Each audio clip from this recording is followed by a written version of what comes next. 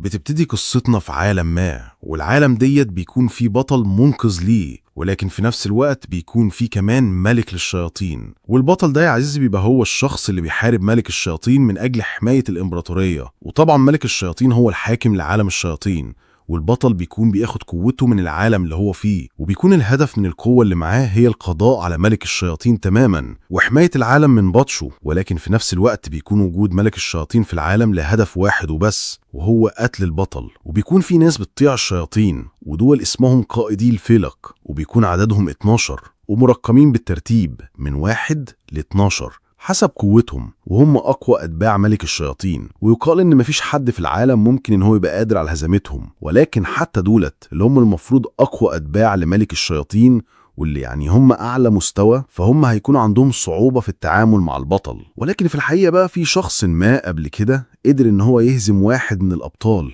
اللي كانوا موجودين على مدار التاريخ، والشخص ديت بيبقى قائد الفلق رقم 0، وهو شخص هويته السرية، ولكن ملك الشياطين عارف هو مين. بس في الحقيقة بقى الشيطان بالنسبة لملك الشياطين هو أكتر شيطان هو بيعتمد عليه، وبيقدر الموهبة بتاعته بطريقة لا توصف. ولكن بيجي في يوم من الأيام وبيقرر أوريس يسيب الشغل ده، وحرفيا بيقدم طلب استقالة لملك الشياطين. ولكن طبعا ملك الشياطين بيتعصب بشدة ساعتها وبيقول له: ازاي بتجرؤ على اللي انت عملته ديت؟ هو انت فعلا عايز تسيبني؟ فساعتها أوريس يقول له: لا يا عم انا مش هسيبك. فالملك بيقول له: طيب في ايه؟ حد عاملك بطريقة وحشة؟ طيب في حاجة مش عاجباك هنا في القصر؟ هنغيرها لك على طول، صدقني.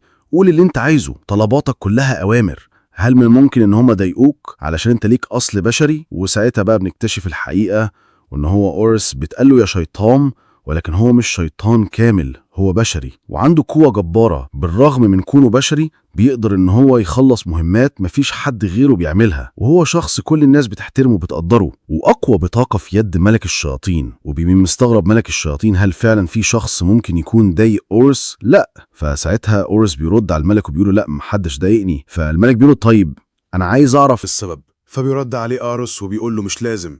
فبيتعصب الملك وبيكون كده هيتكلم، ولكن بيرد عليه أوريس وبيقول له: ايه ناوي تقتلني ولا ايه؟ ولكن وسط ما هما بيتكلموا كده بيحاول أوريس ان هو يهرب من الإجابة، وبيبتدي ينزف من بقه.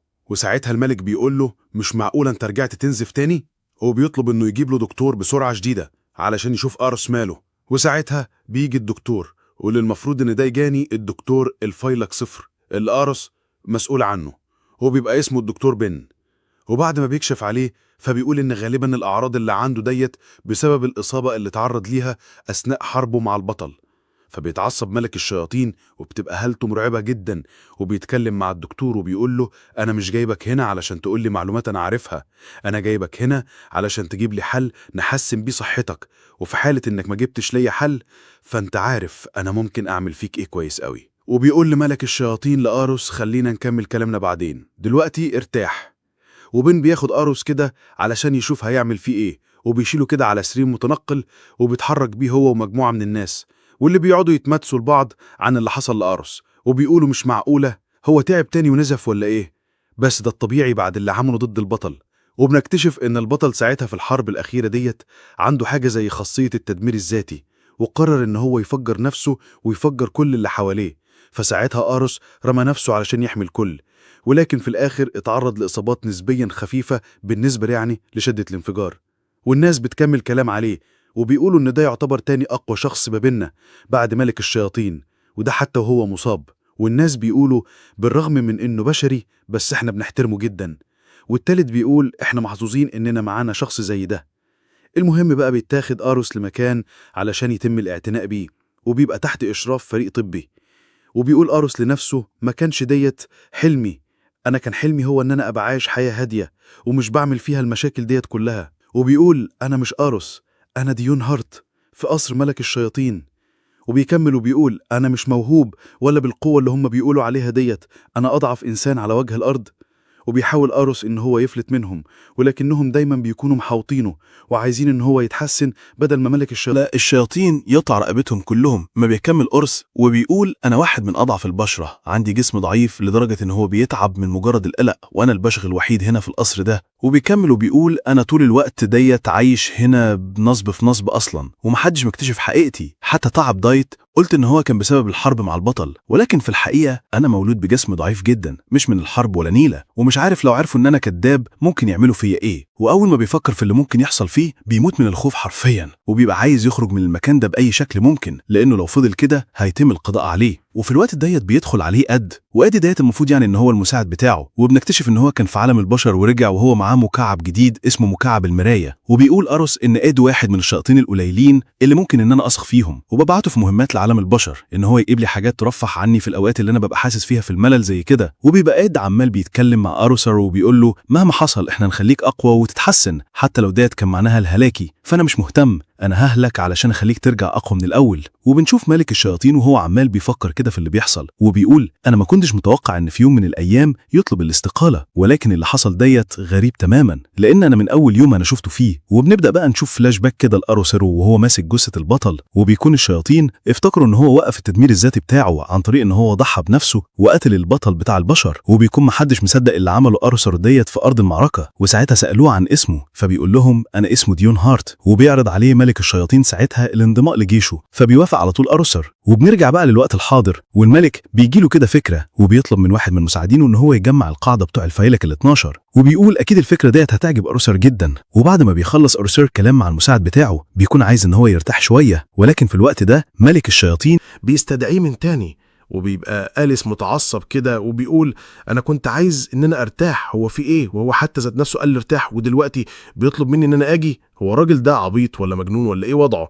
وآريس كده في طريقه بيفكر في إنه دلوقتي داخل اجتماع مع القاعدة ال12 التانيين، وبيقول لنفسه يعني أنا بخاف من الشياطين العادية، دلوقتي أنا هبقى مجتمع في أوضة واحدة مع أقوى 12 شيطان وكمان مع الملك بتاعهم. الموضوع وكأني حرفيا بمشي الموتي برجليا. وساعتها يا عزيزي بقى بيدخل عليهم، وبيكون في 2 منهم مش مصدقين ان قاتل البطل بنفسه قاعد معاهم.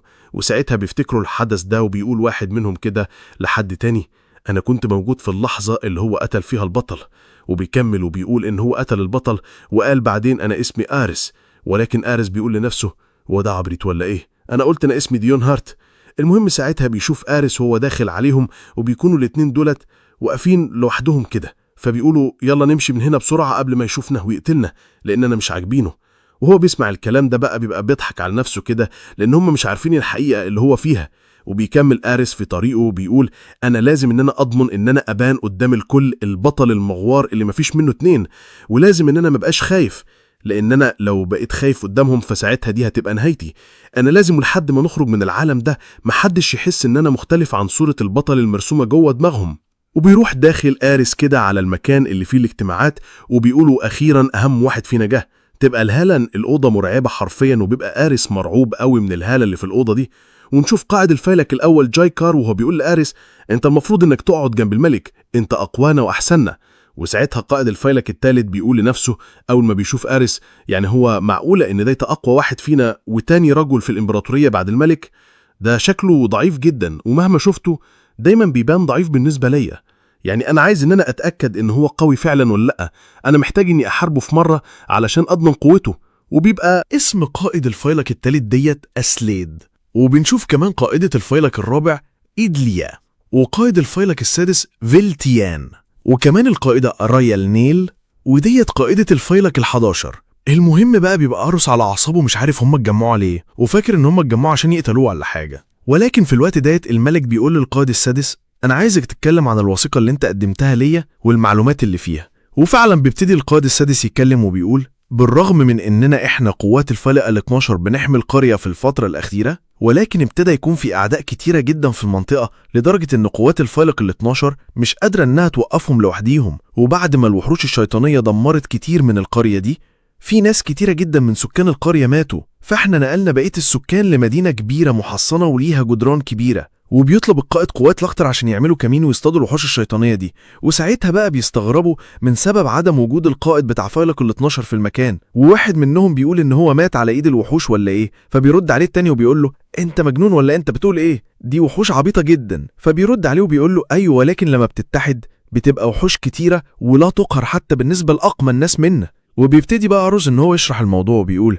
الوحوش الشيطانية دي من بين الشياطين اللي عاملها ملك الشياطين، وهي مخلوقات ما عندهاش مشاعر ولا عقل، وبتمشي ورا الغريزة بتاعتها وبس. وهم مخلوقات فاشلة ملهمش لازمة وضعافة في معظم الأوقات. وبيبقى قاعد كده عروس مش فاهم إيه سبب وجوده هنا أصلا، وبيقول لنفسه أيوة وإيه علاقة أي حاجة من اللي بتتقال دي بي أنا. وبعد كده بيكملوا كلام على الوحوش، وواحد منهم بيقول إحنا مش عارفين نعمل إيه ضد الوحوش دي، ولكن لازم نعمل خطة علشان نوقفهم، وخصوصا بعد ما في الفترة الأخيرة بقوا شرسين جدا وبقى عددهم كبير بشكل غريب وبيتأثروا بطريقة إحنا مش عارفينها. وبيقول ملك الشياطين سبب زيادتهم آخر فترة هو موت البطل، وهو كان واحد من الأسباب اللي كانت بتقلل عددهم الأول، وده لأنه كان بيقتل عدد كبير منهم، ولكن بعد موت البطل فبقت الوحوش ديت مش لاقيه اللي يوقفها، فبقوا قاعدين براحتهم كده بيعملوا اللي هم عايزينه، وده في أي منطقة ومحدش بيوقفهم. فساعتها بقى وسط كل ديت وسط أروس قاعد كده وعايز الأرض تتشق وتبلعه،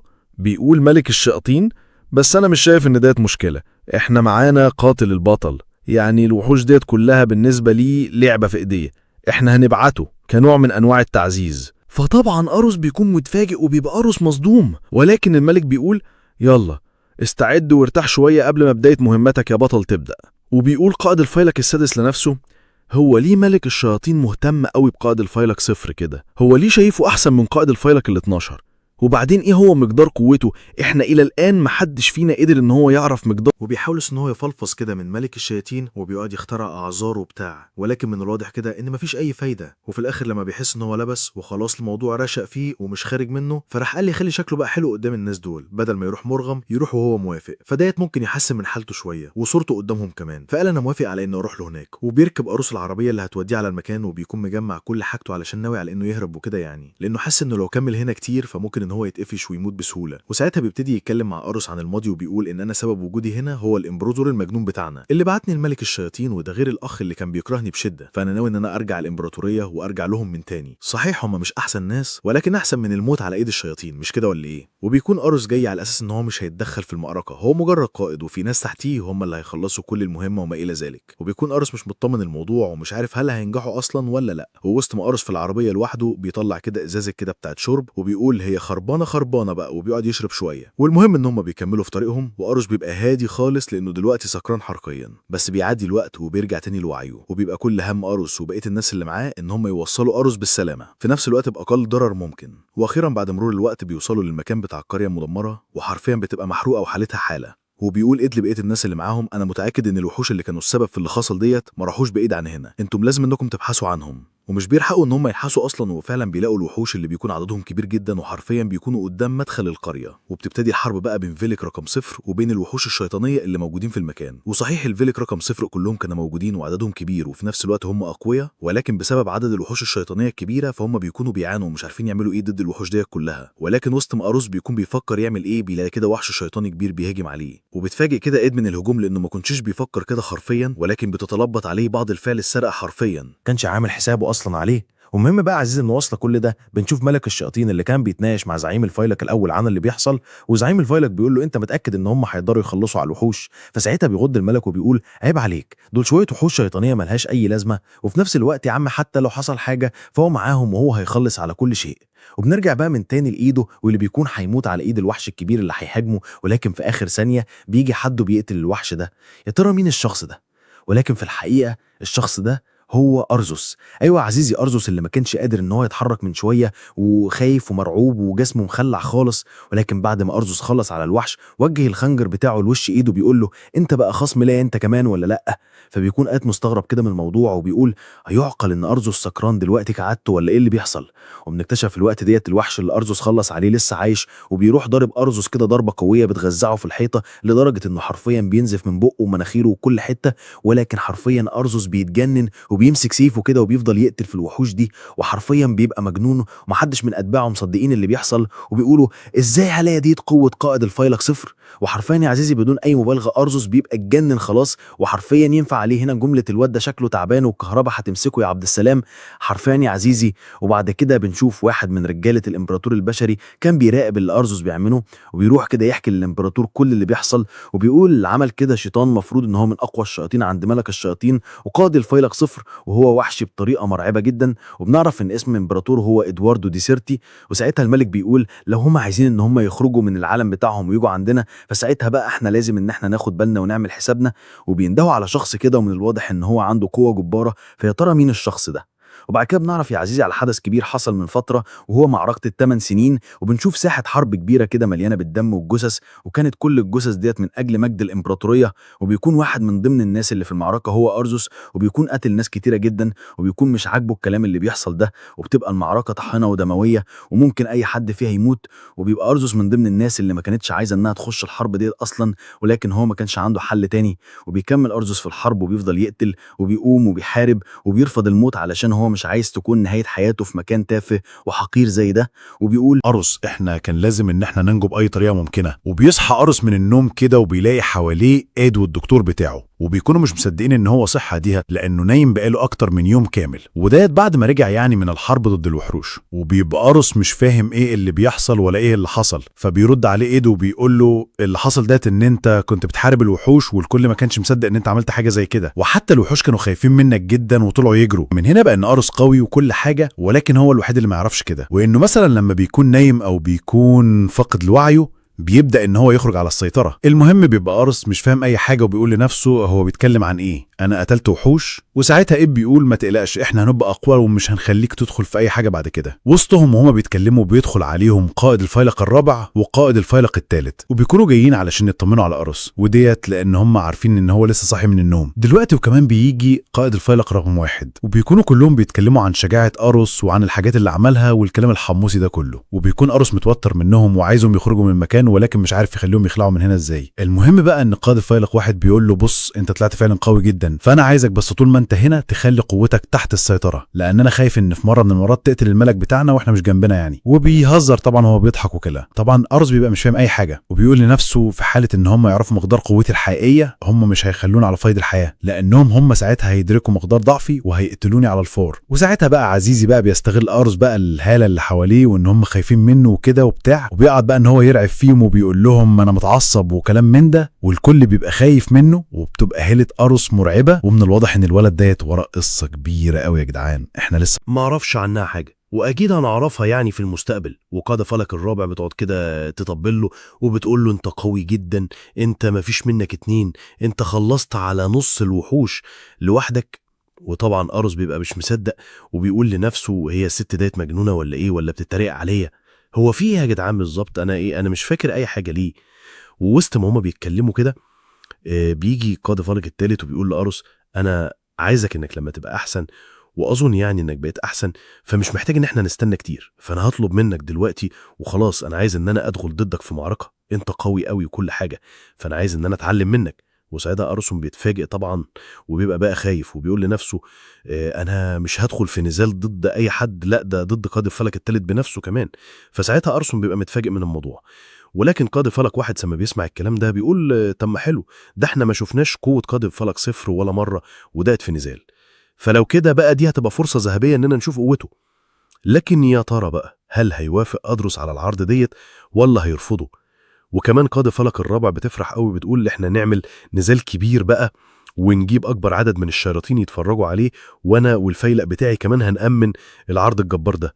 ولكن أرس بيقول له انا مش عايز يا عم، انتوا بتتفقوا على فيا، هو انا اعمل اللي انتوا بتقولوا عليه ده مش غصب يعني ولا ايه؟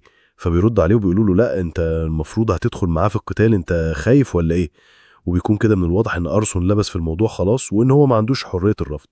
ويبقى أرسن متضايق وقلقان، وبيقول لنفسه هم ليه بيكرروا الحاجات من غير ما يراجعوا لي؟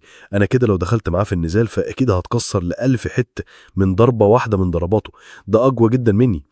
المهم بقى بيقعد أرسن كده ان هو يحاول يفلت من الموضوع، بيقول لي يا عم انا خايف عليك والحكاية ليت والرواية وبتاع. وساعتها بقى بيتفاجئ قائد الفيلق 1 وبيقول انا فهمت دلوقتي ان انت ما دخلتش في اي نزال، لان من ساعة لما جيت هنا انت ما كنتش خايف من القتال ولا انت عايز تكبح قوتك، ولكن انت بتبقى خايف على خصمك من الهلاك، صح؟ فطبعا مش بيبقى قصده قوي كده يعني، ولكن الفكرة ديت نزلت عليه من السما حرفيا. وبيكمل قائد الفلك الاول كلامه وبيقول له ايوه انا شايف ان الكلام اللي بيقوله ديت هو الصح، وده غير انه لسه محارب الوحوش من قريب، فممكن يبقى غير قادر على التحكم في عصبه بشكل كامل ويعمل منك بطاطس محمرة يا قائد الفلك الثالث.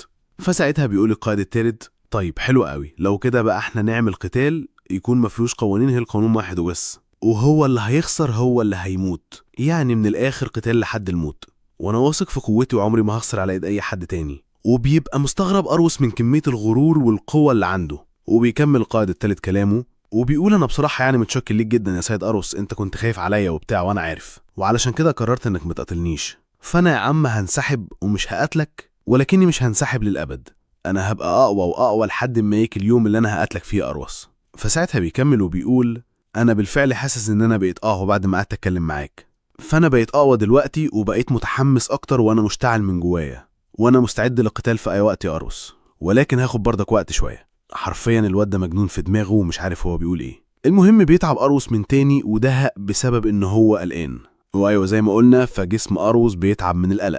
المهم يعني المساعد بتاعه بيحاول ان هو يحسن من حالته، وبيكون أروس جوه دماغه كده فكرة واحدة وبس، وهي الهرب من عالم الشياطين قبل ما يموت. وبيطلبوا من القادة ان هم يمشوا ويسيبوا أروس يتعافى.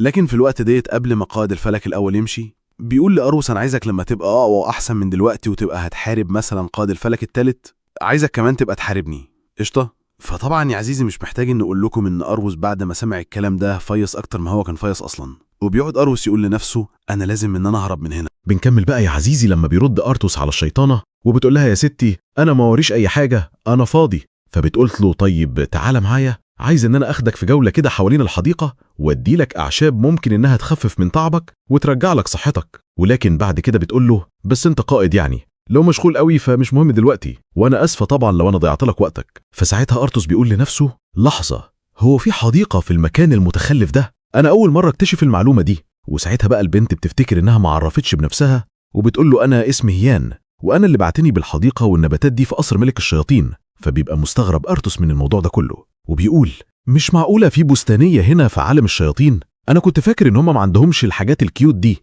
المهم يا عزيزي بيفرح أرتوس جدا بالموضوع وبيقول حلو قوي، ده مكان هادي وجميل ومليان بالأشجار والدنيا حلوة، فالمكان ده هيبقى كويس جدا علشان يحسن حالته النفسية. وفعلا بيروح رايح مع البنت ديت على مكان الحديقة، وأول ما بيدخلها بينبهر جدا بجمال المكان وبيبقى قارس مبسوط على الآخر وبيقول ياه المكان هادي وجميل ومفهوش غير هوا نقي وزرع حلو والدنيا في الحلاوة خالص. ولكن وسط ما هو بيقول كده فجأة بيلاقي إن في زرعة كده متوحشة كانت بتحاول إنها تقطم راسه حرفيا، فبيتفادوا قارس الضربة ديت في آخر ثانية وبيبقى طبعا مرعوب ومش مصدق اللي بيحصل ديت. ما طبيعي يا اسطى، يعني حديقة في عالم شيطاني هيتزرع لك فيها فل وريحان ولا إيه؟ المهم يعني هيام بتتعصب على النبتة وبتقول لها بنت عيب ايه اللي انت بتعمليه ده، السيد أروس تبابش للأكل. وتقريبا كده شكل النبتة دي يا شباب متعودة على أكل الناس. المهم يعني بتكمل هيان كلامها وبتقول انت لو ما سمعتيش الكلام فانا هقدمك من تاني، وانت عارفة بقى انا ممكن ان انا اعمل ايه فيكي. حتى البت البستانية طلعت شريرة يا جدعان، ربنا يكون في عونك والله يا عم أروس. المهم بقى بيبقى أروس متضايق من كل اللي بيحصل ده ومستغرب في نفس الوقت، وبيبتدي يبان عليه بقى ان هو متضايق شويه وبيقول لها بصي انا محتاج ان انا امشي دلوقتي علشان عندي اجتماع مهم، ولكن انا بوعدك ان انا هرجع تاني لهنا وهنكمل في المكان الجميل ديت وتوريني اللي انت عايزاه. ولكن بتتضايق البنت كده من الموضوع وبتقول له ليه انت ليه عايز تمشي؟ ها انا عايز ان انا اوريكي بقيه الحديقه لان في حاجات كتيره جدا حلوه،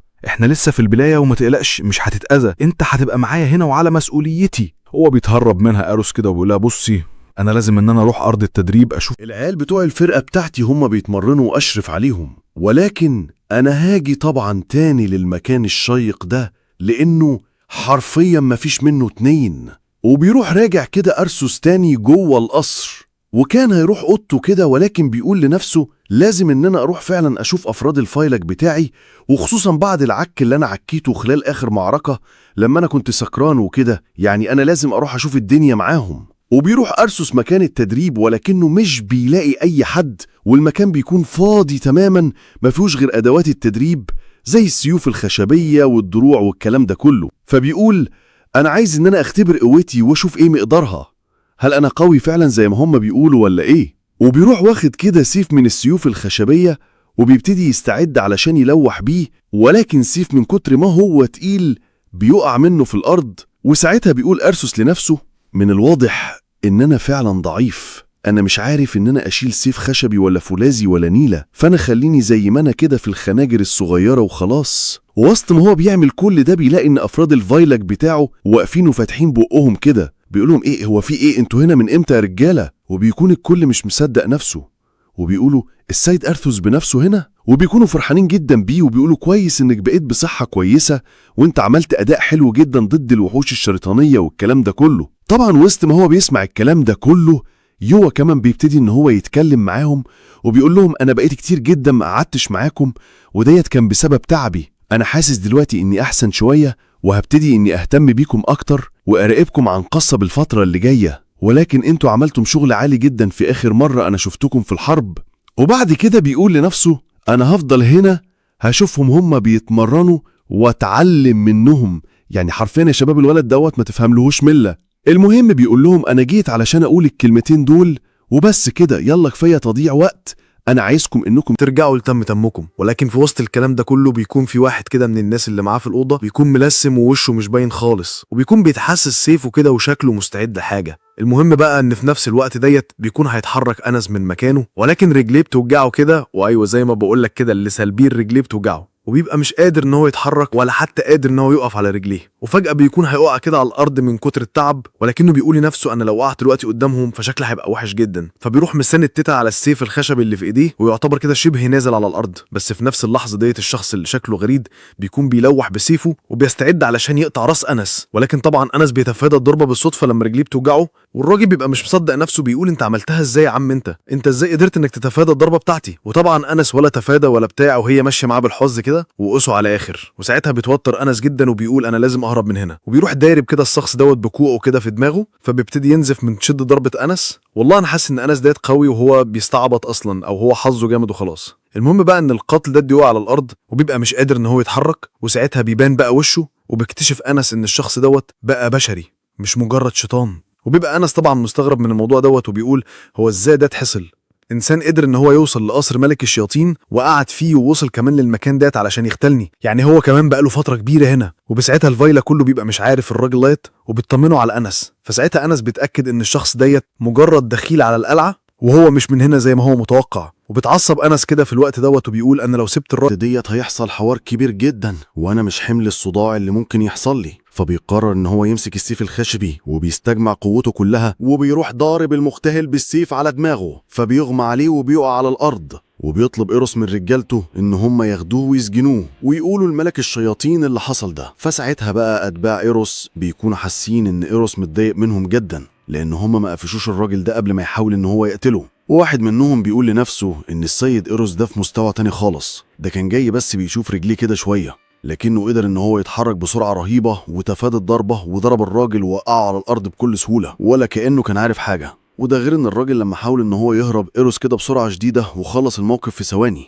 واحد تاني بيقول ان قائد الفرق صفر في مستوى رهيب جدا وعمر ما حد فينا هيعرف ان هو يوصل له مهما عمل. انا كل شوية بتمرن علشان ابقى اقوى واقوى ويعترف بيا، ولكن من الواضح كده ان مفيش اي فايدة وعمره ما هيعترف بيا لان فرق القوة بيني وبينه رهيب جدا. انا بالنسبه لي مجرد حشره. والكل بيتحمس كده وبيقولوا يلا بينا نكمل تدريبنا علشان نكون في مستوى قوه السيد إيروس، وبيفضلوا يتدربوا وبيقولوا احنا لازم ان احنا نرفع راس إيروس ولازم ان احنا نحميه ولازم نكون اقوى علشان نكون سند ليه، احنا لازم نحسن من نفسنا مهما حصل. وبنرجع من تاني يا عزيزي الإيروس واللي بيكون بيتمشي كده وبتكون ايده وجعاه من رفعه السيف. ايوه هو ضعيف للدرجه دي لكن حظه جامد بصراحه. المهم يعني بيرجع إيروس تاني اوضته وبيقول انا اروح انام شويه واريح بدل التعب اللي انا تعبته ديت. وفعلا بيدخل ينام، واول ما بيصحى بعد فتره بيلاقي ان ملك الشياطين قاعد معاه في الاوضه وبيقول له انا اسف انك اول ما صحيت على وشي ولكن انا محتاج ان انا اتكلم معاك. المهم بقى بيروح واخد ملك الشياطين كده إيروس وبيروحوا رايحين على الزنزانه اللي كان فيها السجين اللي حاول قتل إيروس. وبيكون مستغرب إيروس من الموضوع ده وبيقول يا ترى انا ايه اللي جابني هنا؟ هل يا ترى انا هنا لان المسجون ده اتقال عليا حاجه ولا هو جايبني هنا ليه؟ المهم بقى نشوف المسجون وهو في زنزانة تحت الأرض وحرفيا بيبقى متخرشم كده وحواليه جثث ودم في كل مكان وبيبقى مستغرب من الموضوع ده وبيقول انا يا دوب رحت انام ساعتين، هو اتعمل فيه ايه بالظبط علشان يحصل فيه كل ده؟ المهم يا عزيزي ان ملك الشياطين بيقرب من الشخص وبيقول لأرس انت مش حاسس ان الشخص ديت مألوف بالنسبه ليك؟ بيستغرب أرس من الموضوع وبيقول مألوف ازاي يعني؟ بيرد عليه ملك الشياطين وبيقول له يعني واحد قوي بيكره الشياطين وكل لما اقرب منه او تيجي سيرتي قوته بتزيد اكتر واكتر، كمان مش انت حاسس بقى ان في حاجه غلط؟ فبيفكر أرس في الموضوع شويه وبيقول مش معقوله، انت قصدك ان الشخص ده يبقى بطل؟ وساعتها بقى بنفهم اكتر عن قوه الابطال وبنعرف ان الابطال بيكون عندهم خيارين يعملوهم لما بيكونوا دم ملك الشياطين وخلاص هم على حافة الموت. الخيار الأول هم تفجير النفس زي ما البطل اللي أرسو خلص عليه عمل، والخيار التاني هو إن هم يموتوا برضه بس قوتهم بتتحول لشظايا، والشظايا ديت بتروح لناس معينة، والناس دولت بقى الإمبراطورية بتبتدي إنها تبحث عنهم بحيث إن هم يبقوا خليفة للبطل اللي مات. ولكن مش كلهم بيبقوا ابطال رسميين يعني، لأن لقب البطل ده لازم اللي ياخده يبقى أثبت جدارته. وبنكتشف بقى إن الشخص ده مش بطل حقيقي ولكن هو جزء بطل، إن واحد من الناس اللي خدت الشظايا بتاعت القلة ديت من واحد من الأبطال السابقين، فهو مش بطل قوي يعني وضعيف. وبيقعد بقى الملك يتريق عليه وبيقول له انت بطل انت ها. وبيفكر أرسو في الموضوع وبيقول ان الامبراطور مش غبي قوي ومش هيضيع واحد من رجالته على الفاضي، الراجل ده وراه اسرع حاجه هو جاي يبعت رساله ممكن مثلا. وساعتها أرسو بيتحول هالشت كده وبتبقى مرعبه جدا، وبيطلب من الملك ان هو يسيبه مع المختال شويه لان هو عايز يتكلم معاه على انفراد. وفعلا بيطلع الملك وبيسيب أرسو مع المختال، وساعتها المختال بيتكلم مع أرسو بيقول له يا ديون هارد يا خاين يا حقير، وبيقول له ازاي انت تعمل كده، ازاي تكسب ثقه الامبراطور وتبقى انت البطل وبعد كده تخون وتبقى في صف الشياطين. فساعتها بيقعد أرسو كده يضحك وبيلعب على مشاعر الشخص ده وبيقول له انت شكلك شخص مالكش اي لازمه بالنسبه للامبراطور وجاي تسلم الرساله اللي الامبراطور عايز ان هو يقولها ليا صح. فبيرد عليه المختال وبيقول له لا، انا شخص مهم جدا، انا بطل وانا جاي علشان اقتلك مش جاي علشان اتكلم معاك. لكن أريوس بيفضل يلعب كده في دماغ الولد ده وبيقول له انت ايه نوع الخطايا اللي انت عملتها علشان تزعل الامبراطور منك ويركنك على جنب كده ويوم ما يستخدمك يجيبك لهنا علشان تموت. وبيقول له انا ولا خاين ولا نيلة، انا هنا لهدف معين، ولكن من الواضح كده ان الملك ما قالكش وكان جايبك هنا علشان يخلص منك وخلاص. وبعد ما بيلعب أريوس في دماغ المختال ديت بيقول له انت جيت هنا علشان تموت والامبراطور مش مهتم بيك وهو جايبك هنا بس لانك عبارة عن لعبة في ايديه وانت هتموت هنا ودلوقتي. فبيتعصب وبيحبط كده وبيفضل يصرخ وبيسيبه أريوس كده وبيمشي وبيقول يلا استمتع بوقتك الأخير قبل ما تموت. وبيخرج أريوس وبيتكلم مع الإمبراطور وبيقول له ما تقلقش، ده عيل عبيط وملوش أي لازمة. فبيرد عليه الإمبراطور وبيقول له طيب انت شايف ان انا اعمل فيه ايه دلوقتي؟ فبيرد عليه أريوس وبيقول له يا عم اعمل فيه اللي انت عايزه، ولكن لو عايز رأيي فانا عايزك انك تخلص عليه. فبيرد عليه الملك وبيقول له يا باشا من العندي قبل العندي، ولكن في المقابل بصراحة أنا عايز منك خدمة. وبيقول الملك في الحقيقة الفيلك الأول طالب مساعدة في الصف الأمامي ودوت إن في بطل هناك وفي حرب دايرة. وبيقول أريوس لنفسه في حالة إن البطل الحقيقي فعلا زي ما بيقولوا كده وإنه مش مجرد شيزيا زي اللي حاول إن هو يقتلني، فساعتها الشياطين هناك ما عندهمش أي فرصة. وبيكمل الملك وبيقول أنا كمان بعتك لأنك فضولي، وأكيد فضولك دوت بياكلك وعايز تعرف ليه الإمبراطور بعت بطل نص نص وبطل حقيقي في نفس الوقت مش كده. ولكن فجأة بيمسك الملك أريوس كده وبيفضل يتكلم معاه، وفي ثانية أريوس بيلاقي نفسه اتنقل مكان تاني وبيبقى مستغرب من الموضوع. والملك بيقول له أيوة أنا عملت كده علشان تستعد بسرعة. وفعلا بيستعد أريوس علشان يساعد الفيلك الأول ضد البطل الحقيقي. الفكرة أريوس بيكون مش فاهم إيه اللي حصل لأنه أريوس أغمى عليه ولما فال لقى نفسه مستعد وفي مكان غير اللي كان فيه، وبيكون أريوس مش فاكر أي حاجة من الكلام ده واللي دار بينه ده هيموت وإنه لازم يروح يساعد الفيلك الأول على الحدود. وبيجي إيده وبيكون جاهز كده كل حاجة لأريوس وبيستعدوا للرحيل لمكان المعركة. وبيقول إيد لنفسه أنا عارف إن السيد أريوس قوي جدا وبيحب القتال، والقتال اللي كان ضد الوحوش يمكن ما كانش أحسن حاجة بالنسبة ليه وكان شايفه أي كلام، ومن الواضح إن هو ناوي دلوقتي يكسر الدنيا هناك. وديت مع الفيلق الأول في الصفوف الأمامية. أنا سمعت إن الدنيا هناك مشتعلة، ولكن أنا كل ما ببص على وش أريوس بحس كده إننا رايحين في رحلة مش رايحين في معركة طحنة. وفي الوقت ده وقبل ما بيركب أريوس العربية بيلاقي إن القائد بتاع الفيلق رقم 11 جت، واللي تحسها كده بنت صغيرة عبيطة. ولكن أريوس بيقول في نفسه البنت ديت بتعمل ايه هنا وهي عاملة نفسها كيوت كده ليه؟ دي عندها اكتر طاقة شيطانية بعد ملك الشياطين. وبتتكلم معاه وبتقول له انا عارفة انك رايح للخطوط الامامية مع الفيلق الاول للمساعدة، والوضع هناك صعب جدا وانا عارفة ديت، فعلشان كده انا قررت في اني اساعدك بالرغم من اني عارفة انك قوي ومش محتاج مساعدتي، لكن انا هديلك القلادة ديت. فبيستغرب أريوس من الموضوع وبيقول لها القلادة دي ليه؟ فبتبتدي تشرح له وبتقول له إن القلادة ديت فيها قوة سحرية، والقوة السحرية ديت بتحميك مرة من الموت الحتمي. فبياخد طبعا أريوس القلادة بعد ما بيعرف هي بتعمل إيه وبيشكرها على الهدية. وساعتها بقى إيد بيقول للقائد يا علي أنت بجد ريحتي قلبي جدا، دلوقتي أقدر أطمن على السيد أريوس، هو صحيح قوي بس أنا أقدر إن أطمن عليه أكتر دلوقتي. وديت لما عارفة إن هو مش هيموت بسهولة وبيبقى مبسوط قوي. والمهم بقى إن بعد شوية تلزيق وتطبيل كده بيركب أريوس العربية وبيجي معاه إيد بما إن دراعه اليمين يعني، وبيكونوا رايحين للمكان اللي فيه الأحداث. ولكن ساعتها بيبتدي أروس إن هو يتكلم مع نفسه وبيقول أنا في الحقيقة ما قتلتش البطل ولا أنا اللي وقفت الانفجار الذاتي اللي هو كان بيعمله.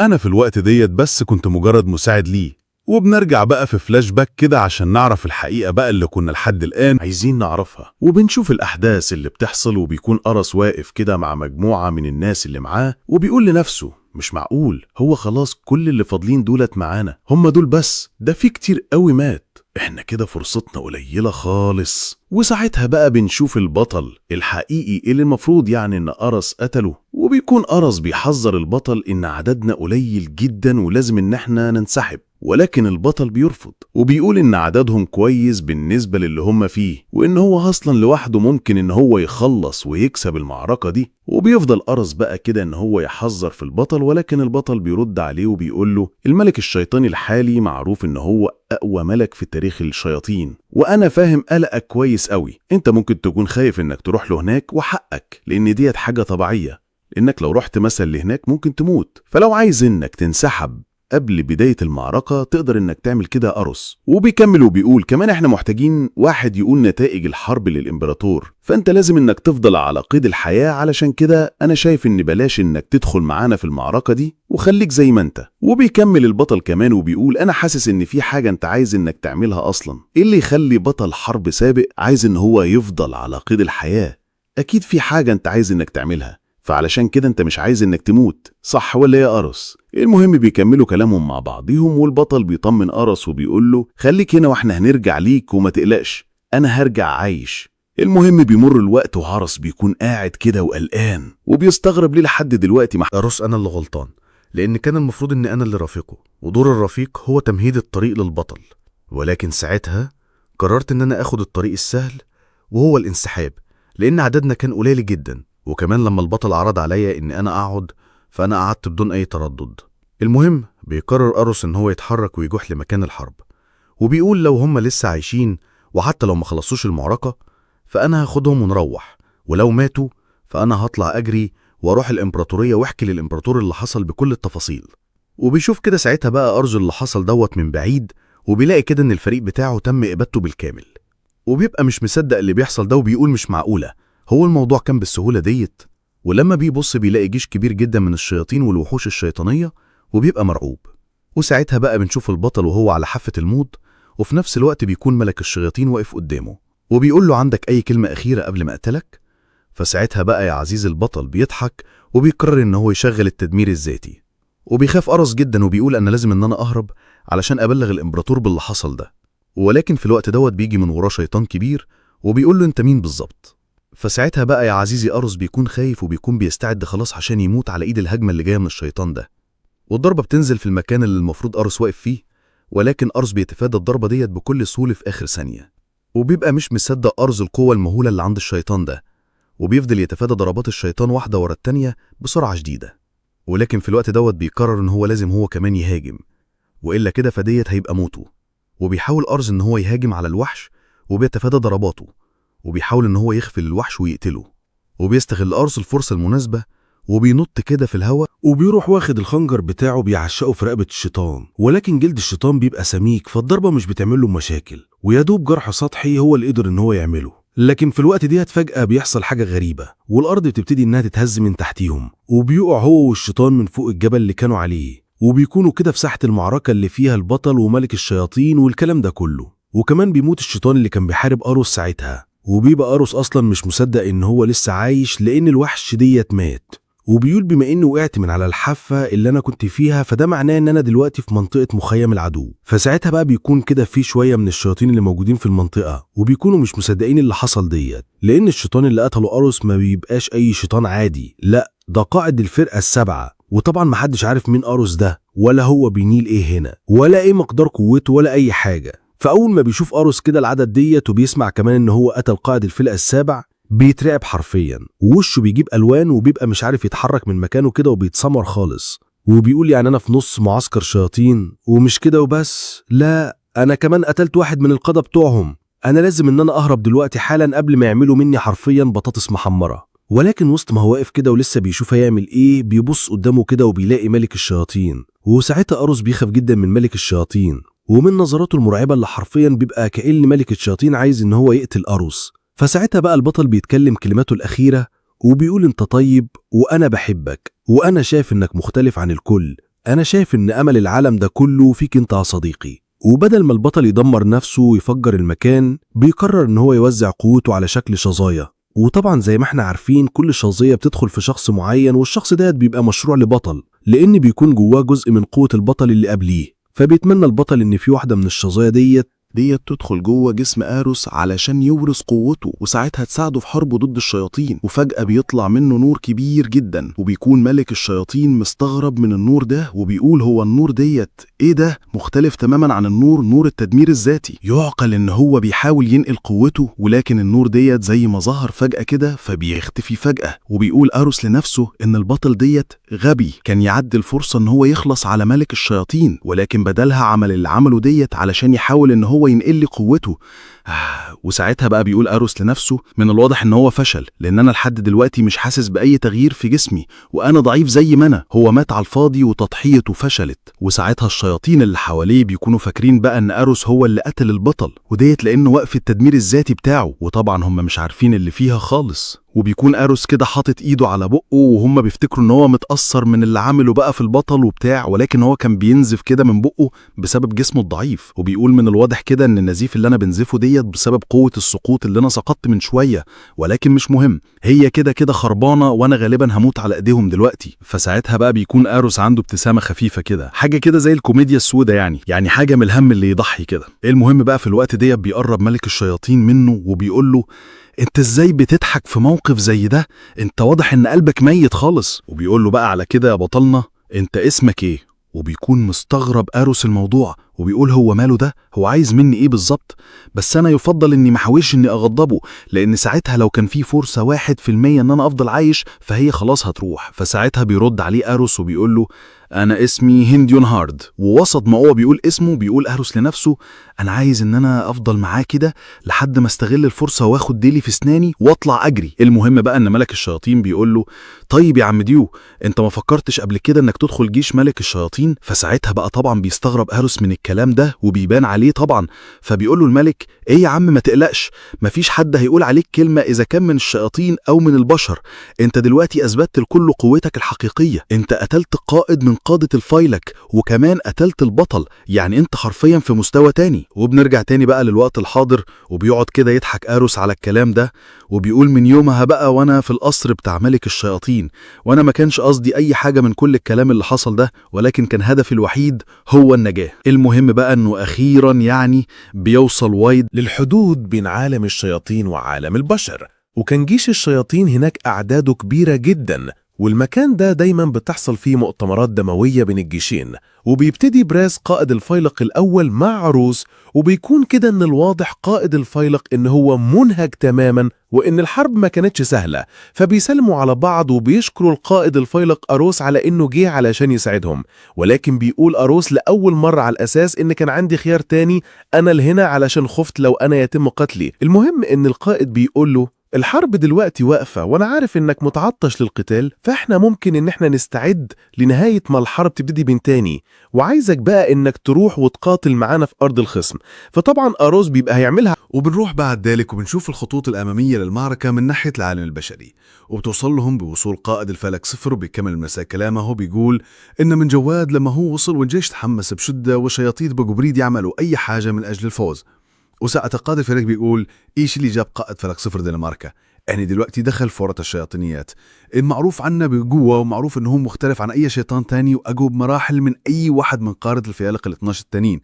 ومن واضح كده من إن هم لسه مش عارفين إن القائد صفر ده بقى أرس ومبنى. القادة بتوع البشر بيقولوا مش عارفين فين يعملوا إيه، وواحد منهم بيقول التاني في حالة إنه فعلا قائد الفلك صفر فإحنا نسبة فوزنا في المعركة دي تكاد تكون معدومة. فالقائد التاني بيرد عليه وبيقول له حساسي كده يبدأ إحنا محتاجين إن إحنا نبعت مختال. فبيندهج القائد التاني وبيقول مختال علشان يغتال قائد صفر؟ دي حاجة نسبة الحصول عليها قليلة جدا، انت متأكد من اللي بريد تعمله ده؟ وساعتها بقى القائد اللي اقترح فكرة المختال ديت بيقول انت مفضل ان القائد صفر ديت حقيقي مش مجرد وهم من صنع ملك الشياطين والقادة بتوع التيرين علشان مثلا ان هم يزرعوا به البشر الفيروس بشكل عام ويقوي الجيش بتاعهم، صموه زي اسطورة ليهم مثلا لما تطورتمهم يشجعوهم ويقولوا لهم قائد صفر جاي. وساعتها بقى اللي بيقول الكلام ده بيبقى كوريل اوديت، يبقى بطل البشر الحالي، وبيكمل كوريل كلامه وبيقول انا شايف انا شاهد فعلا المغتال ديت علشان اتاكد من خلاله فعلا في قائد سفري ولا لا، وبيجمعوا اكبر قدر ممكن من المعلومات. ده طبعا في حالة ان هو ما قدرش، لانه في حالة ان الغشطال ده اتوبى شخص مات وخلاص، وبنرجع من تاني لأروس ود بيكون بيجهز دي المعركة اللي لاحظها هيدخلها ود بالظبط كده أروس. ولكن أروس بيكون متوتر بشدة وخايف كمان، وبيع المراهقين ضيقت عليه. ود بيقول له انت كويس او في حاجة مضايقاك؟ بيقول له عيب عليك بقى، انا قد الدنيا واخش ادمر الدنيا في المعركة اللي احنا داخلينها دي. وبيكون زي كده عايز ان هو يروح المعركة لوحده، والهدف في ده ان هو عايز يقتعل بين صفوف البشر حاليا ليهم لو قدر، لو ما عرفش فهو عايز بس يشوف وش البشرية طبعا علشان يشوف لو هو عارفه ولا لا. المهم بقى ان أروس بيطلب من ود ان هو ما يروحش معاه في الحرب دي، ولكن ود بيضايق جدا وبيقعد يقول له لا انا اريد ان انا اجي معاك، انا بطاطا تحت رجل، ارجوك اخدني معاك. لكن أروس بيبقى مش فاهم هو ليه ود بيعمل كده معاه، وهو ليه وافق جدا فيه كده ومهتم بيه بالطريقه الغريبه ديت، لدرجه ان هو بيشك ان ود شيطان من الاساس، وبيقول من كل شيء ان هو يبقى ألف مثلا. المهم بقى ان أروس بيكون بيحط ايزيه على جسمه في كل حته، وده بمساعده ود بسبب المعركه هتبقى في النهار، وأروس بشرته حساسه جدا لأشعة الشمس، وديت لو انكشف ليها الفترة بقى في حالة ان هو تعرض ليها فقط مجموعة لحروق قاتلة. وبيبقى أروس متضايق جدا من نفسه، بيقول انا مشهور جدا لدرجة اني مش عارف انا هستحمل حرارة الشمس ديت ازاي. وحرفيا أروس بيبقى متكلفت كده من كل حتة، حتى بقه ومناخيره. بيكون الشياش السحر ديت معمول من ملك الشياطين بنفسه ومحاط بمنة ملك الشياطين. وبيكون ود فرحان جدا وبيقول لأروس يا عم بسد بقى، انت ملك الشياطين بيحبك قوي، ده عامل لك الشاش ديت بنفسه ومضحي بجزء من الملة بتاعته علشان يعمل لك سحر على الشاش ديت اللي انت هتستخدمه. فبيسخر أروس منه كده بيقول له يا عم ديت ملته كتير جدا، مش فارق الشوية اللي هو عامل بيهم سحر ده. وبعد كده أروس بيتكلم عن السحر شوية، وبيقول ان السحر هنا هو قواعد للعالم، والقوة السحرية كسر اللي بيتم الاستخدام من اللمس أروس مش هيقدر ان هو يعوضها. وفي إشاعة او اسطورة بتقول ان كل لما تم استخدام السحر اكتر كل لما كان ظهور البطل الجديد اسرع. وبيقول الملك دلوقتي بيستخدم خدم سحر كثيرة وبيعملوه على بطال. هل ديت معناها ان هو واثق من نفسه لدرجة مثلا انه لو ظهر بطل جديد فهو واثق ان هو هيقدر يكسبه بكل سهولة؟ وبعد ما بيخلص أرجوس المواهب بيقول انا طالع بره اشوف ارض المعركة عاملة ازاي ويستكشف المعسكرات، ولكن الدويد بيقول له ما تجيبنا شوية طاقة للمعركة؟ فبيرد عليه أرجوس وبيقول له ما تقلقش انا معايا طاقة كفاية. ولكن بيكون هدف أرجوس ان هو يلاقي مكان يستخبى فيه علشان محدش يلاقيه في الاخر، فيجيلي الوقت اللي هيوعد فيه الحقيقي في ساحة المعركة. واول ما بيخرج كده أرجوس من الخيمة اللي كان فيه، الكل بيشوفه بالشاشة اللي شافوه، بيكونوا متعجبين جدا ولكن في نفس الوقت بيكونوا متحمسين لانهم شافوه في قلم الفلك الاصفر وعرفوا ان هم مش لوحديهم والجال الكلام ده كله. وساعتها لما قائد الفيلق الاول بيشوف اللي حصل ديت بيقول ان الملك كان صحيح فعلا موجود هنا، حتى لو كان مجرد ان هو يحمس الناس، فديت شيء مؤثر جدا لكل الجنود اللي موجودين. وساعتها بقى بيبتدي أرجوس يتكلم معاهم، بيقول لهم تكونوا واثقين جدا كده فيا، ما الحرب برضو صعبة ومش سهلة، واحنا لازم كلنا نشتغل بكل قوة علشان نكسبها، نكسب العملاء. بيحصل يا عزيزي ان يكون في ملتزم بشري كده واقف فوق شجرة من الاشجار اللي موجودين في المكان ويراقب كل اللي بيحصل بصمت. وساعتها بقى بيتأكد ان قائد السفر ده حاجة حقيقي وانه شخص حقيقي بشحم ولحم ومش مجرد اسطورة او خرافة زي ما كان البطل فاكر. وبيقول المختلي نفسه الشيطان ديت رغم انه شيطان صغير في السن وكمان مغطي وشه وجسمه كله، ولكن الهالة المرعبة والشيطانية اللي طالعة منه ملهاش مثل وتخلي اي حد يبقى حرفيا خايف منه. أنا شايف مش فكرة كويسة ولا أحاول أكتبسه لأني هفشل بكل تأكيد. وبيكمل وبيقول صحيح ممكن يكون قوي، ولكن من اللي أنا شايفه فأنا شايف إن الإشاعات بتتقدر في كمية ضوء وقوته. وبيقول أنا هرجع دلوقتي بما في ذلك موجود بالفعل لتأكيد إن هو مش مجرد إشاعة. ولكن قبل ما أرجع أنا أريد أن أختبر كمية الكيمياء ومهارته بروح يقين. كأنه بيطلق إبرة كده مربوطة بحبل الخفي، وبيقول إن هتبقى الغدغة السام لو أصابته هيموت، وفعلا بيطلقها غتال على إرثوس بكل براءة وبتكون هتصيبه. ولكن في آخر ثانية إرثوس كده بينزل على الأرض ومين تاني يقول المختل نفسه مش معقولة، هو فدها وزيزي بيقول لكم أنا هقطع دراعي لا هو يعرف إن الإبرة دي أصلا بتتحدف تتوصل بيه، كانت مخلعة بس ولا حاجة وما كانش قادر على الاتصال زي ما حصل معاه قبل كده يعني. ساعتها إرثس عينه بتبقى مرعبة ومحمرة كده وبص في اتجاه المختال، والمختال حرفين بيبقى شوية وهيعمل على نفسه، بيقول مش معقولة هو عارف يلمحني وعارف أنا فين، هو المختال راجل بياخد ديله كده في أسنانه وبيطلع يصبح محترفا. ولكن بنكتشف بقى اللي حصل في الحقيقة، وهو إن إرثس اتكعبل. أيوة والله زي ما بقولك كده يا صديقي، إرثس اتكعبل في طوبة وهو ماشي، وساعتها فشطانة بتقرب من إرثس وبتقول له أنت حصلت على حاجة، أنت كويس؟ فبيقول لها أيوة أنا كنت بسبح حمية فطبعا يعني بنتي بتجي لها فرطة وتقول له طبعا زي ما هو اتأخر من القيد الصفر. وساعتها بيقول إرثس لأن شكلي مش هعرف إن استخبى كمية الشياطين اللي موجود هنا دي، فأنا هدخل الخيمة بتاعتي تاني أقعد في هدوء. وقد حصل، ما حصلش جديد بدل ما أنا كنت هقع كده في وسط الدماغ زي من شوية. وبيكون المختال غير مكانه ولكن لمحيط منطقة إرثس، وبيشوفه كده داخل الخيمة بتاعته، وبيقول معقولة بعد هم شافني اتجاهلني وراح عادي كده. وبيقعد الباحثون بقى ودماغه بتودي وتجيب داخل، ويقول يا ترى بقى هو يقول للرجال القريبين منه إن في مختال وهيجيبوني هم ولا إيه؟ هو ما كانش مدن يعمل شوشرة بين صفوف الجنود بتوعه، أنا مش فاهم أي حاجة، ولا هو مثلا ناوي إنه يخلي موضوع المختال ده سر ويجي دلوقتي وين يحسب لي هو الكميات خانيه مش قباية، أنا لازم أرجع بيه، ولكن أنا مش هينفع إن أنا أتحدد الكمية من مجرد طلقة أنا ضربتها عليها هو اتفداها. المهم بقى بنشوف إرثس وهو بيرجع الخيمة، ودي مش مصدق، بيقول رجعت بسرعة يعني. فبيغير إرثس وبيقول له بقى قولوا لي انتوا بتعرفوا يعني البطل البشري الجديد؟ فبيرد عليه ايدين وبيقول له احنا بعتنا القائد الفريق التاني علشان يعمل تحريات عن الموضوع ده.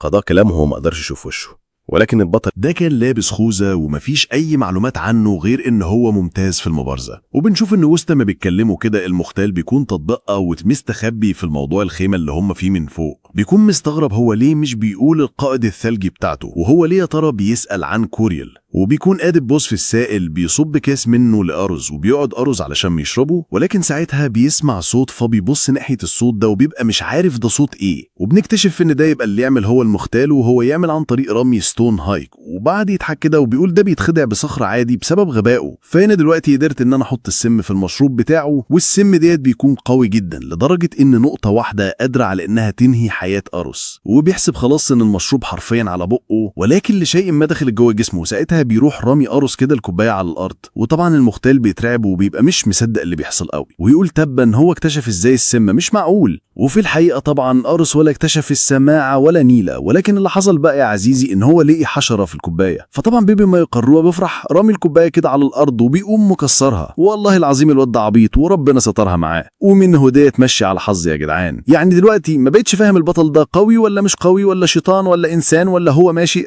مش فاهم أي حاجة في أي حاجة. وسط ما كانس كده هيشوف بيقول لأرز بصراحة بقى في أخبار وحشة يا سيدي، دلوقتي في منتشر بين الجوي بتاعتنا وديت بيقلل من قوتنا ومش عارفين يعملهم فيه ايه. وفي اللحظة ديت بيروح بقى رامي أرز الكوباية في الأرض وبيقول أرز معلش ما كانش قصدي، أنا كنت أريد إن أنا هش الحشرة فوقعت مني. ولكن في الوقت ديت بنكتشف إن المشروب المخلوط بالسم هو على الأرض. طبعا بعد ما الكوباية اتكسرت فاللي حصل بقى إن الأرض ابتدت إنها تسيح كده من قوة السم اللي كان في المشروب ده. وطبعا أرز وأيدن كانوا متفاجئين من الموضوع واتعصب أيدن بشدة، وطبعا أرز بيبقى خايف أصلا ومرعوب كالعادة وبيبص أيدن حواليه وبيكتشف وجود دخيل، لكن المختال بيكون هربت بالفعل من حينها. وببتدي الشمس إنها تشرق بعد الكلام ده، وبنشوف المختال وهو عمال بيجري بسرعة شديدة كده ناحية الإمبراطورية، وبيكون عايز إن يرجع إلى القيادات اللي هناك باللي هو شافه ده. وبيقول الإشاعات اللي كانت عالمة على معنى السفر الفلكي ما كانتش هرية ولم تكن خطوة، لأ دي مستوى كفاءة مش طبيعي، الشخص خطير جدا.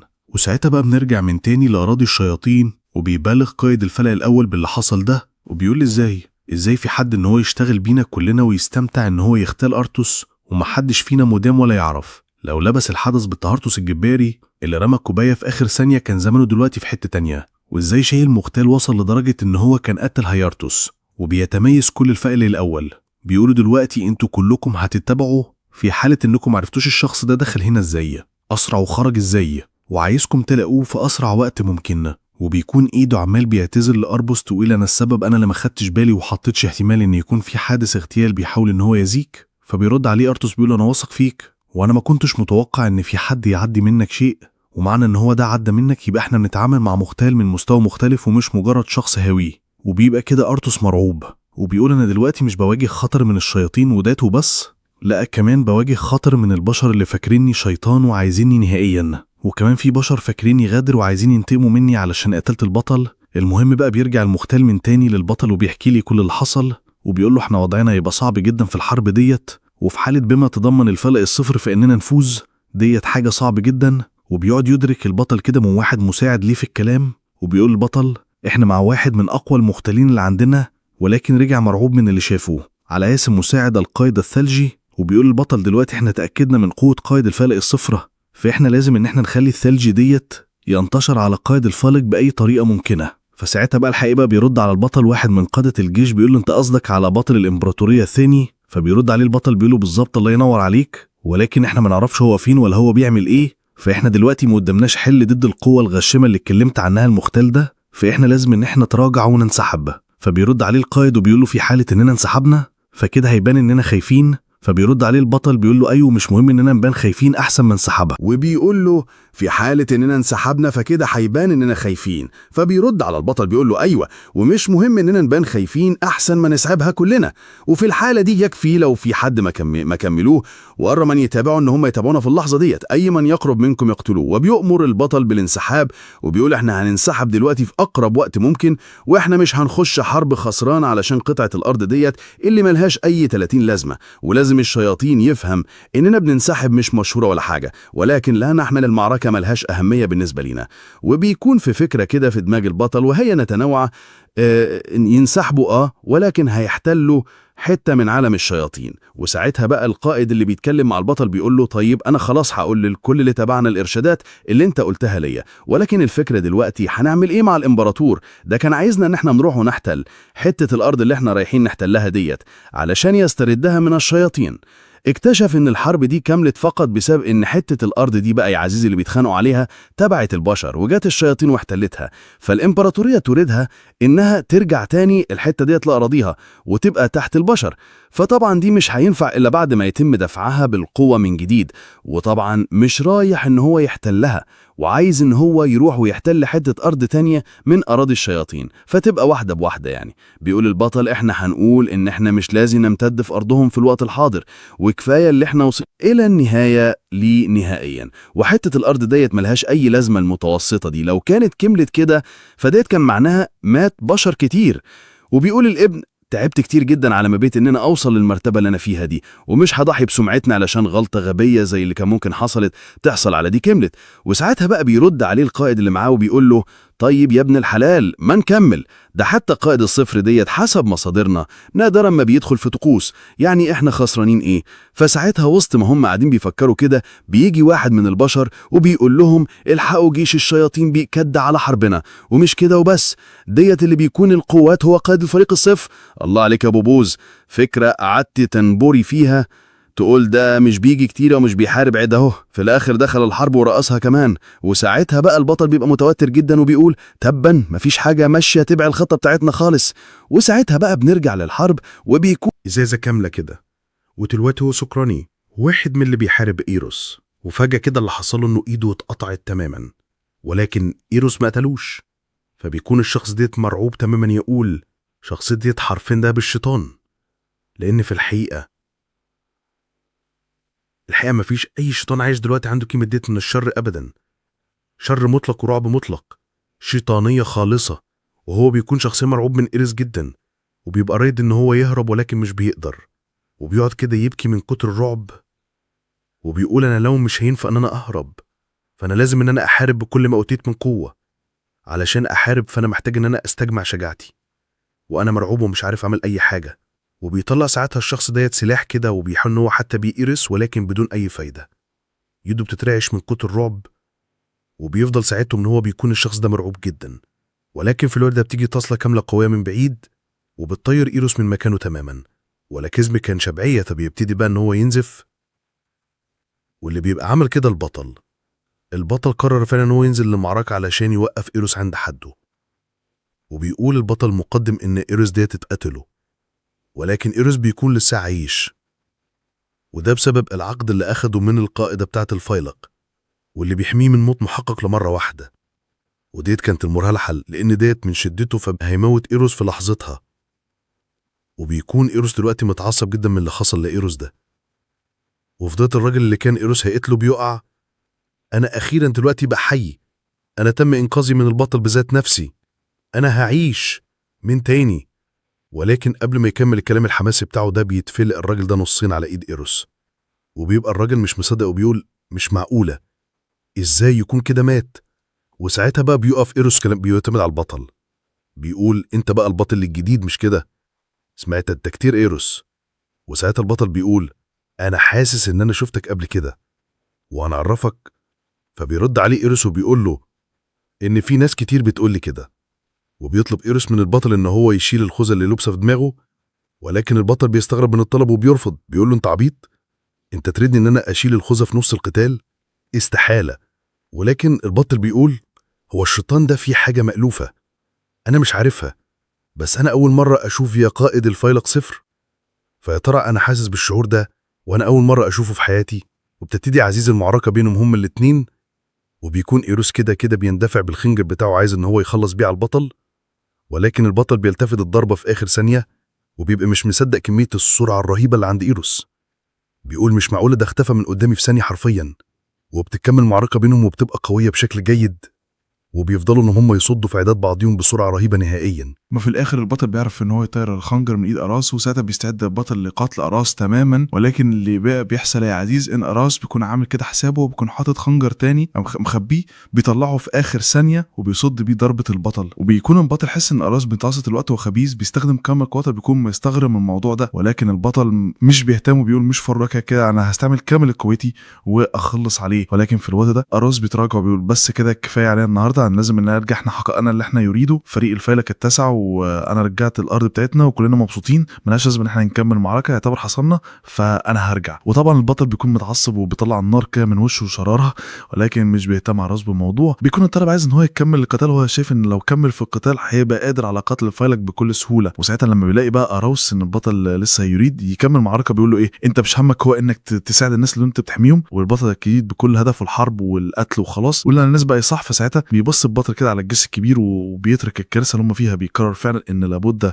من الرجوع الى ورا. وساعتها بيتراجع البطل والجيش الامبراطوري، هو تراجع اراوس مع جيش الشياطين، وبيكون الكل فرحان ان الحرب خلصت ما عدا قائد الفيلق الاول اللي بيبقى شايف ان الحرب دي كانت تكمل اكتر من كده، وبالتالي يعني وان كان ممكن يكسبوها بكل سهوله. ولكن مش عارف ليه اراوس وقف الحرب وكذا وما كملش القتال مع كون ان هم كانوا مكتسحين. فبيقول ان هو متاكد ان اراوس وقف الحرب لسبب ما انا مش عارفه، ولكن بالتاكيد هو ما وقفهاش كده لان هو يريد يوقف. وساعتها بيقرب أوروس من القائد الأول، والقائد بيكون لسه هيتكلم معاه، ولكن أوروس بيروح مغمى عليه كده وبيسند على لاعب الأول، وبيبقى أوروس تعبان بشدة وعمال بيتلوح. وساعتها القائد الأول بيفهم سبب سكوت أوروس في الوقت ده، ساجل هو كان كمل القتال بالوضع ديت فزمانه مات، بيجري عليه بتاعه هادي علشان يلحقه. وساعتها بقى لما بيدرك قائد الفيلق الأول سبب تعطل أوروس بيزيد إعجابه بيه أكتر، وبيبقى مؤكد إن هو فعلا رائد. بيقول ساعتها قائد الفيلق صفر يعتبر ظهر فجأة من العدم بقيادة الفيلق السابع عندنا.